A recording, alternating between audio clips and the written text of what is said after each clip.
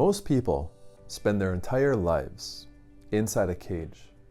But here's the thing, this cage isn't real. It's made up of our own thoughts, our own beliefs, our own fears, our own stories that we tell ourselves, whether they're true or not. So it's really this constructed, imaginary cage. And you are the only one with the key. And this shows the incredible power of our own minds, because we are the ones who create this cage, create this prison, based on what we believe is possible, what we think we deserve, and what we have been conditioned to expect as normal. In this video, I'm going to show you how we actually build that cage, why we stay inside it, and ultimately, how we can finally break free. So I wanted to make this video because on my own journey of personal and spiritual growth, I've seen so many people that are interested in this world, and yet they're prisoners. They're prisoners of their own limiting beliefs and their own limitations. I wanted to explore this concept a little bit further, this idea of an imaginary cage that we live in, because we can all see in our examples in our own lives of people we love and care about, and yet when it comes to certain topics, they just have these very rigid mindsets and limiting beliefs that are keeping them stuck in a reality that they don't want. So one thing that is very clear to me is that every one of us creates our own version of this cage. And it's built up of all these beliefs that we have about ourselves and the world and the way that the world works.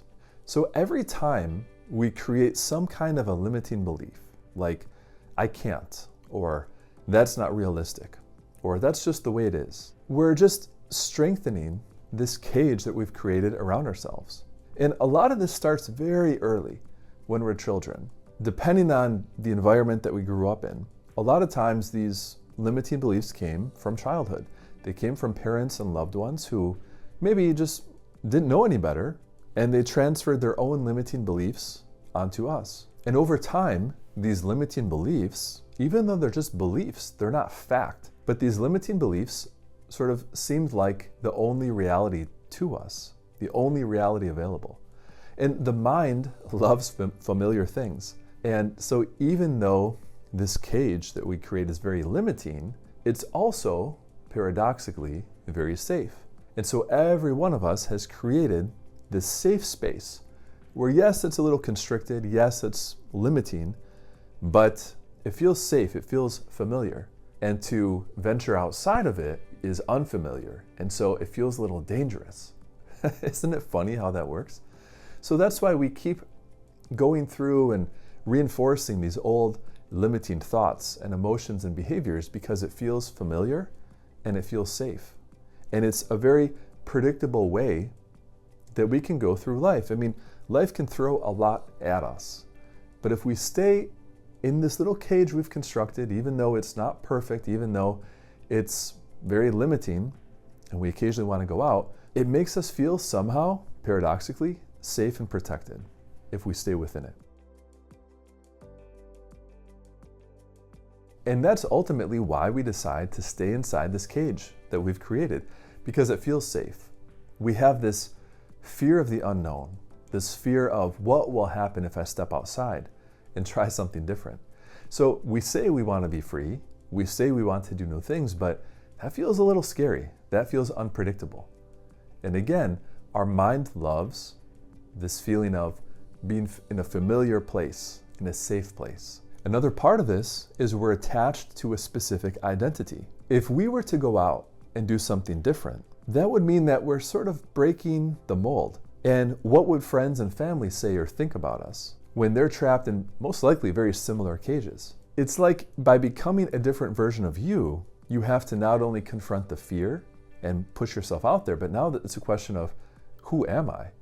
Who is this new identity? Are the people I care about still going to love me in the same way? Because I'm becoming a totally different person. And it might even be, you might find this in your life, when you make changes, even though you're feeling a little uncomfortable and have to push yourself forward, it makes other people feel uncomfortable because they're in a similar cage. And now they start to question, well, what's going on here? I thought I knew Jeff, and now he's a different person, right? So these identities that we create are in that cage that we've created. And we're so attached to not only being in that cage, but living within the confines of this very specific identity. And then finally, it can be very uncomfortable to push ourselves and go outside of this cage that we've created, because we'd rather stay where we are and where everything is familiar than face the discomfort and the scary things associated with growth. There's this part of us that thinks that being in a familiar situation is the same as being safe. But really, the problem with this is it leads to stagnation. And we didn't come here to just live within this little cage, this little prison. We came here to grow and develop and become more.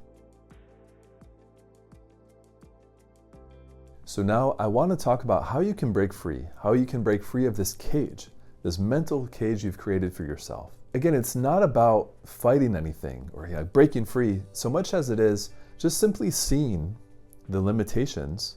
And once you truly see them for what they are, they just sort of dissolve away. So it's not about an active battle so much as it is awareness. So awareness is the first step. Notice the thoughts and beliefs that you have in different areas of your life where you feel frustrated. A really common one is money. I have heard family and friends so many times say things like, oh, that's too expensive. Oh, why would you buy that? Right? There are certain beliefs that a lot of people close to me have about money. And I find a lot of them to be very limiting in so many ways. But it could be money, it could be success, it could be any sort of thing. But notice how you and those around you talk about the areas of your life in which you feel frustrated. And you'll see those invisible bars of this, prison that you've created.